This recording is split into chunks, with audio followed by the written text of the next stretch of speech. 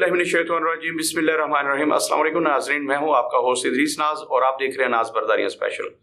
मोहतरम नाज़रीन, आज मैं बगैर होस्ट के आपकी खिदमत में नाज बरदारियां लेकर पेश खिदमत हूं। नाज़रीन, जैसे मैं पहले बता चुका हूं कि जिस रोज़ मैं बरह रास्त आपसे मुखातिब होना चाहूँ और मेरे पास कुछ ऐसी इन्फॉर्मेशन हो, उस रोज़ मैं बरह रास्त आपकी खिदमत में हाजिर हो जाता हूँ। मोहतरम नाज़रीन, आज बहुत सारी चीज़ों पर, बहुत सारे जो हमारे मंजर पे नई चीज़ें आई हैं उन पर अपनी राय पेश करनी है, उन पर अपना तजिया पेश करना है। तो आज मैं आपकी खिदमत में अकेला हाजिर हूँ। मोहतरम नाज़रीन, आज बहुत सारी सियासी मंजरनामे पर नई बातें हुई हैं। सबसे पहले उन पर आगाह करूँ आपसे। कुछ ही लम्हे पहले जहांगीर तरीन साहब ने प्रेस कॉन्फ्रेंस करके वो नई जमात जो थी उसका ऐलान कर दिया है। इस्तेहकाम पाकिस्तान पार्टी का ऐलान किया उन्होंने, उसका झंडा भी मंजर पर आ गया और सियासी पार्टी का नाम भी आ गया। उसके पैटर्न चीफ हैं जनाब जहांगीर तरीन साहब। जहांगीर तरीन मुस्तकबिल में इसके चेयरमैन होंगे, चेयरपर्सन होंगे, लेकिन तब होंगे जब अदालत उन्हें उनकी नाअहली की सजा खत्म कर देगी। फिलहाल अलीम खान साहब इस पार्टी को लीड करेंगे सदर की हैसियत से और इलेक्शन कमीशन ऑफ पाकिस्तान में उन्हीं के नाम से रजिस्टर्ड होगी। बाकी अहदेदारों का ऐलान वो बाद में करेंगे, लेकिन दो अहदों का तकरीबन ऐलान हो चुका है कि सदर होंगे जनाब अलीम खान साहब और सेक्रेटरी इतलात फिरदौस आशिक अवान साहिबा होंगी। बाकी अहदेदारों का ऐलान होना बाकी है और वो आज ही शायद कर दें या मुमकिन तौर पर एक आध दिन में कर दें। मोहतरम नाज़रीन, ये जो इस्तेहकाम पाकिस्तान पार्टी बनी है, मैं वाज़ेह कर देना चाहता हूँ कि ये मुस्लिम लीग नून की बी टीम है और इसको मियां नवाज शरीफ साहब की पूरी तायद हासिल है। बल्कि यूं कहा जाए कि मियां नवाज शरीफ साहब के कहने पर यह पार्टी मार्ज़ वजूद में आई है। तो बिला मुबालगा इसमें कोई शुबा नहीं है। जनाब जहांगीर तरीन साहब ने इसी महीने में 2 मरतबा जनाब नवाज शरीफ साहब से मुलाकात की।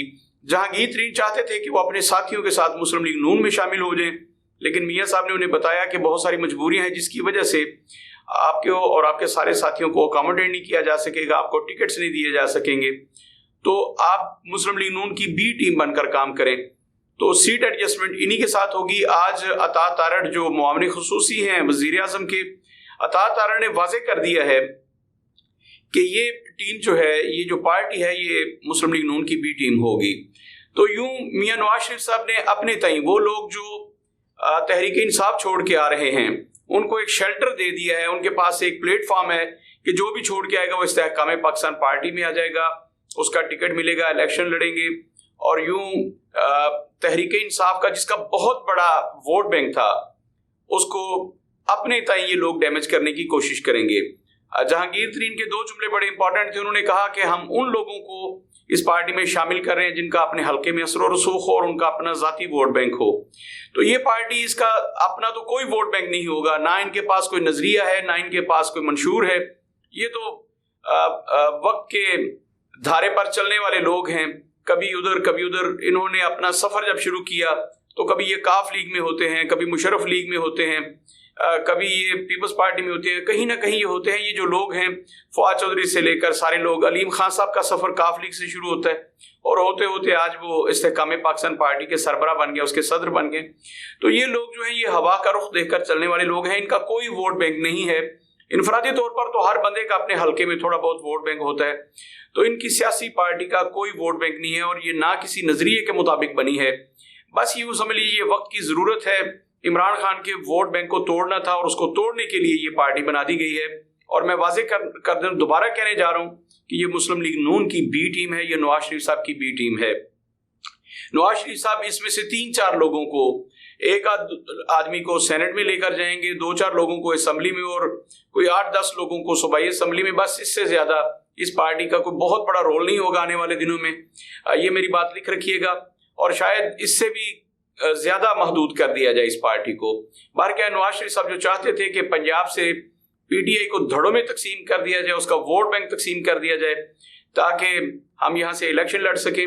तो इलेक्शन लड़ने के लिए मैंने कहा था कि मुस्लिम लीग नून अगर अपना पंजाब, अपना कला बचाना चाहती है तो आने वाले बजट में जो कल पेश करने जा रहे हैं उसमें इनको बड़ा रिलीफ देना होगा। लेकिन अब तक की जो इतलात है उसके मुताबिक मुस्लिम लीग नून किसी किस्म का रिलीफ नहीं दे रही।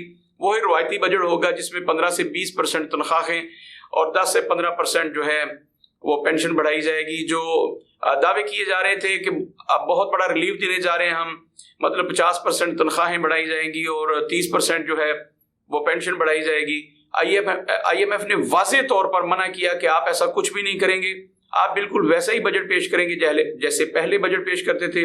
तो अब पेट्रोल पे लेवी बढ़ाई जाएगी, तनख्वाहें और पेंशन रूटीन के मुताबिक वही 15 से 20% बढ़ाई जाएंगी, पेंशन भी 10 से 15% बढ़ाई जाएगी। और जो लग्जरी आइटम्स पर इन्होंने, बड़ी गाड़ियों पर, मोबाइल्स पर, इस तरह की बड़ी आइटम्स पर जो इन्होंने छूट दे रखी थी, वो दोबारा से वो टैक्सेस बढ़ाए जा रहे हैं। और इस तरह से यूँ समझ लीजिए कि मुस्लिम लीग नून और इत्तेहादी हुकूमत जो बजट पेश करने जा रही है, उस बजट में कोई ऐसी बात नहीं है जिसे अवाम के लिए रिलीफ करार दिया जाए और समझा जाए कि मुस्लिम लीग नून उसके बाद इंतखाबात में, मुस्लिम लीग नून को ये श्योरिटी हो गई, जो इतना रिलैक्स हो गए कि अवाम में जाने के लिए हमें किसी किस्म के रिलीफ देने की ज़रूरत इसलिए नहीं है कि हमने अपने तय इमरान खान का वोट बैंक ख़त्म कर दिया है, इमरान खान के वोट बैंक को डैमेज कर दिया है, उनकी पार्टी को सबोताज कर दिया है। अब इमरान खान अव्वल तो मैदान में होंगे नहीं। अगर तहरीक इंसाफ को कोई और लीड करता है तो वो हमारा मुकाबला नहीं कर सकेगी, ये इत्मीनान उन्हें मौजूद है। और इसमें कोई शुबा नहीं है कि इमरान खान साहब की पार्टी के तो बखिए उधेड़ के रख दिए गए हैं। इमरान खान साहब की पार्टी जो है वो बहुत हिस्सों में तकसीम होगी। आज तो एक ऐलान हुआ है इस्तेहकाम पाकिस्तान पार्टी का, जिसको जहांगीर तरीन जो साबिक सेक्रेटरी जनरल थे तहरीक इंसाफ के, वो लेके आए हैं। तो इसमें कोई शुबा नहीं कि आने वाले दिनों में और भी हिस्से बखरिए होंगे। तो इसके कितने हिस्से बनते हैं, क्या होता है, किस हद तक इस वोट को तकसीम किया जाता है। परवेज खटक साहब खैबर पख्तूनख्वा में एक अलग जमात का ऐलान करने जा रहे हैं या अलग धड़े का ऐलान करने जा रहे हैं, तो वहां पर भी इमरान खान साहब के वोट बैंक को तोड़ा जाएगा, कप्तान के वोट बैंक को डैमेज किया जाएगा। तो ये सारी सूरत हाल है। लेकिन याद रखिएगा, मैं वाजे कर दूं कि जो लोग अभी तक ये समझ के बैठे हैं कि इमरान खान साहब आने वाले इंतखाबात में पार्टी को लीड करेंगे, वो बहुत बड़ी गलती पर बैठे हैं। इमरान खान साहब को किसी सूरत पार्टी को लीड करने नहीं दिया जाएगा। अलबत्ता इसमें कोई शुबा नहीं है कि अगर तहरीक इंसाफ का वोट बैंक है तो वो सिर्फ इमरान खान के नाम पर है और किसी के नाम पर नहीं। 10 हिस्से कर दिए जाए, 10 टुकड़े कर दिए तो वोट बैंक सिर्फ इमरान खान का है, और वो इतना ज्यादा था। इसमें कोई शुबा नहीं कि इन्होंने पार्टी को, इमरान खान साहब की बहुत बड़ी गलती जो उन्होंने रेड लाइन खुद को करार दे दिया, अपनी बीवी को रेड लाइन करार दे दिया और कारकुनों को कहा कि अगर मुझे अरेस्ट किया जाता है तो आपने इंतहा पे चले जाने और ये करना है। और जो उन्होंने एजेंडा दिया था, जब कारकुनों ने उस पर अमल किया है तो उसके नतायज अब इमरान खान साहब बहुत अरसा भुगतेंगे। वो पार्टी जो उन्होंने 22 बरस की मेहनत से बनाई थी, 22 दिन में उस पार्टी का हशर नशर हो गया, बिखर के रह गई। और जहांगीर तरीन 22 दिन में वो सारी की सारी पार्टी समेट के एक तरफ हो गए। मैं एक गोश गुजार कर दूं कि कल इमरान खान साहब से जनाब शाह महमूद कुरैशी ने जब कहा था, जब वो रिहा हुए तो उन्होंने कहा था कि मैं इमरान खान से पार्टी के कायद से जब मुलाकात करूंगा तो उनसे इंस्ट्रक्शंस लूंगा, उनसे बहुत सारी चीज़ें शेयर करनी है और उसके बाद मैं बड़ी तफसील से मीडिया को बताऊंगा। फिर शाह महमूद कुरैशी जब इमरान खान साहब से मिले तो उसके बाद जब वो जमान पार्क से निकले तो उन्होंने मीडिया से बात नहीं की, मीडिया से किसी किस्म की गुफ्तगू नहीं की। तो उसके बहुत सारे लोगों ने बहुत सारी तावीलें पेश की। हमारे सोर्स ने जो बताया वो ये है कि अंदर तलखी हुई। जनाब शाह महमूद कुरैशी इमरान खान साहब के पास गए तो इमरान खान साहब पहले शकूक व शुबहात का शिकार थे।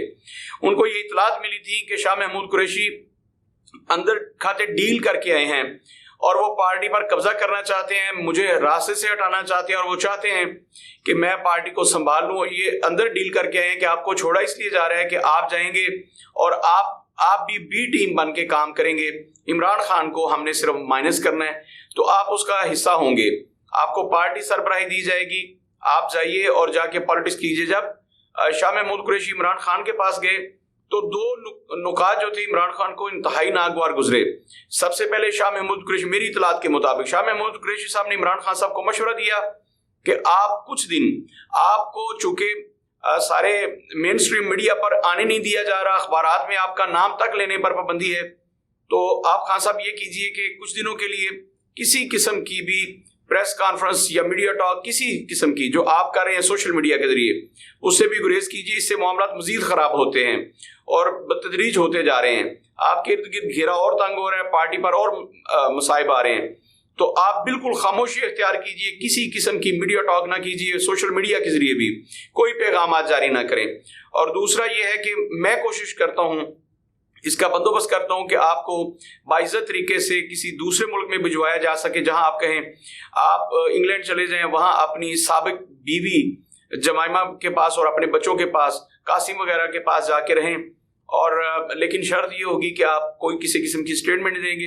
इमरान खान चूंकि पहले ही शुकूक शबाहत का शिकार थे शाह महमूद कुरैशी की तरफ से, जब उन्होंने दो बातें उनके मुंह से सुनी कि एक तो आप मुल्क से बाहर चले जाइए और दूसरा ये कि अगर आपने यहाँ रहना है तो किसी किस्म की एक्टिविटी ना करें, उस पर इमरान खान सीख पा हो गए और उन्होंने शाह महमूद कुरैशी साहब को खरी खरी सुना दी और उन्हें कहा कि अब मुझे आप पर भी इत्मीनान नहीं है। तो इमरान खान साहब के बाद उन्होंने ऐलान किया था कि दो लोग पार्टी चलाएंगे, एक शाह महमूद कुरैशी होंगे, दूसरे परवेज खटक होंगे। परवेज खटक तो पहले ही अपनी राहें जुदा कर चुके हैं और आज उन्होंने मीडिया से गुफ्तगू करते हुए भी कहा कि मैं अलग धड़ा, अलग जमात या एक पॉलिटिकल पार्टी बनाऊंगा और उसका ऐलान मैं चंद रोज में करने जा रहा हूं। तो वो तो अलग हो गए।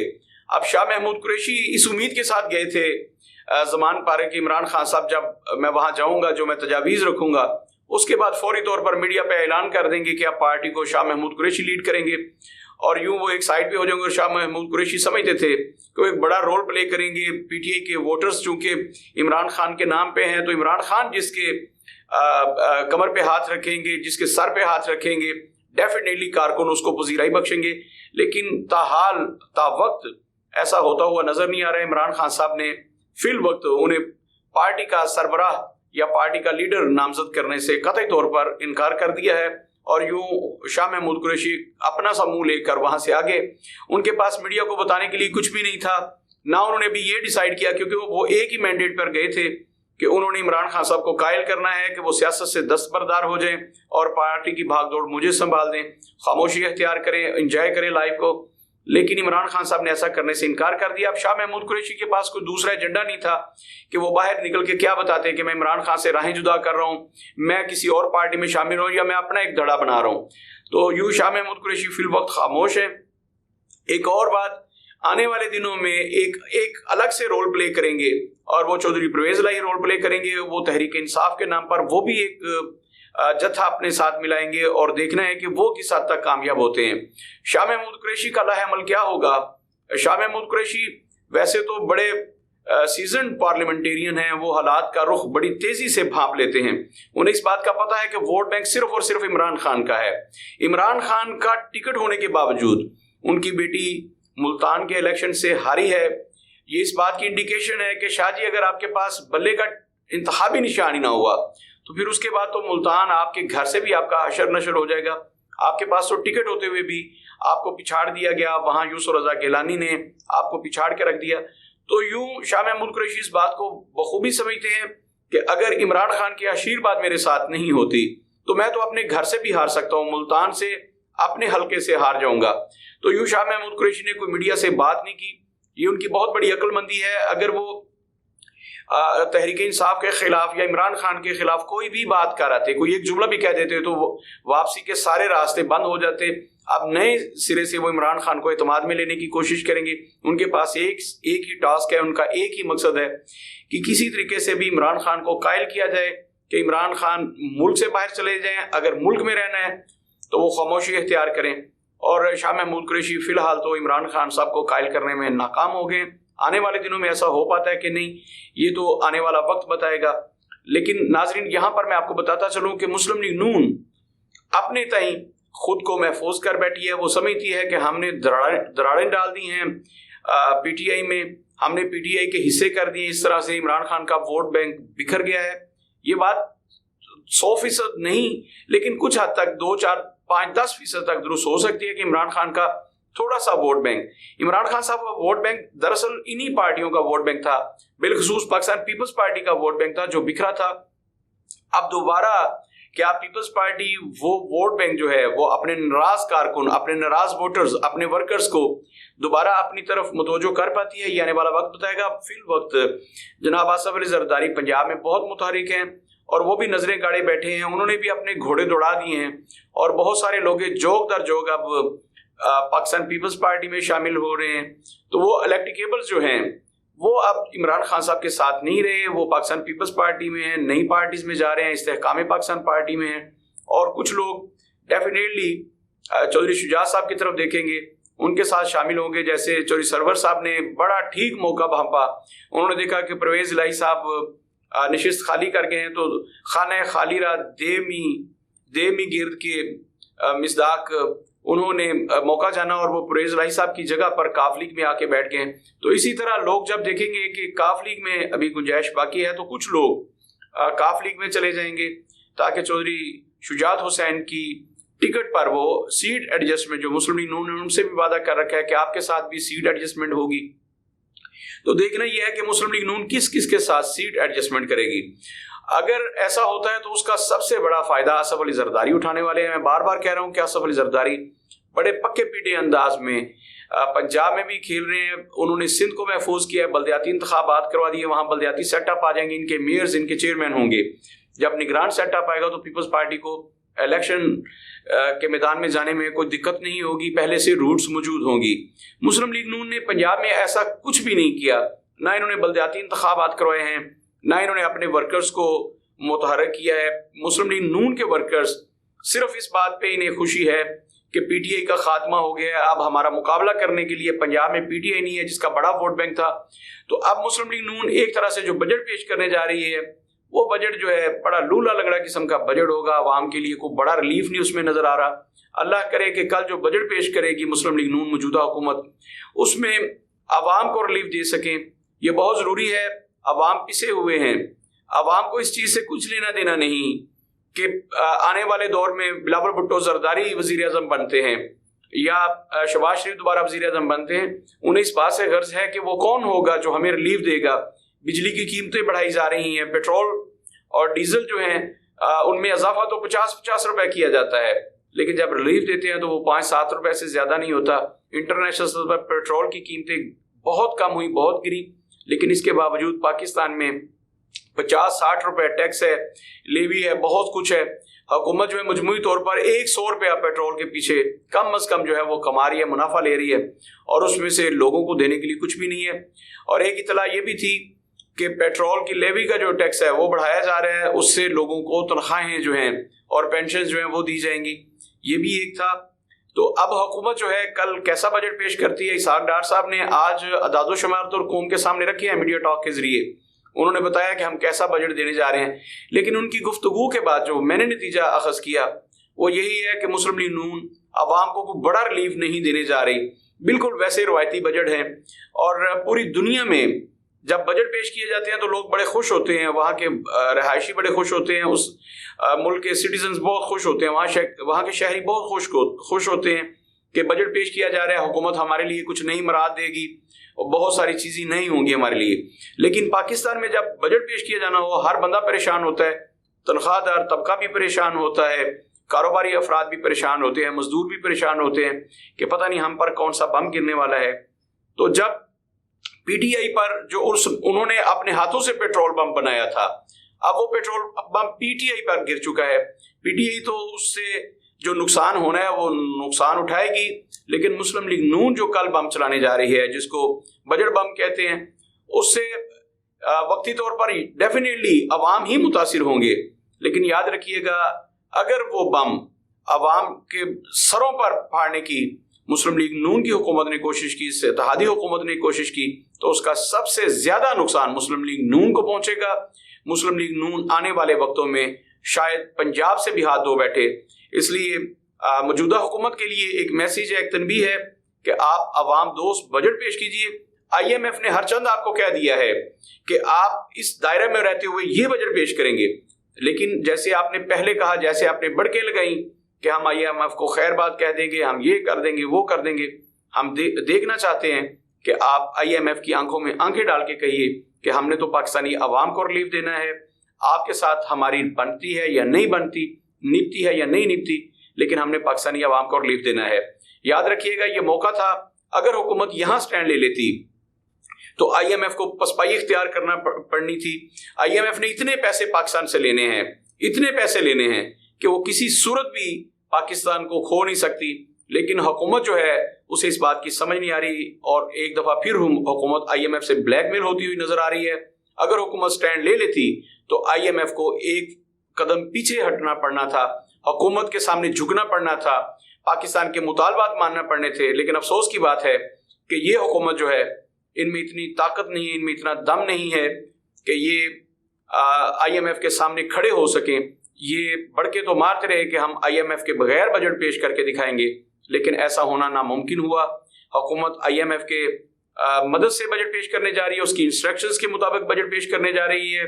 और एक मरतबा फिर इमरान खान, जिनका नाम लेना भी मीडिया पर मना कर दिया गया है, मुझे याद आ रहा है कि यही हुकूमत कहा करती थी कि इमरान खान ने मुआहिदा मुअत्तल कर दिया था, IMF के साथ चलने से इनकार कर दिया था।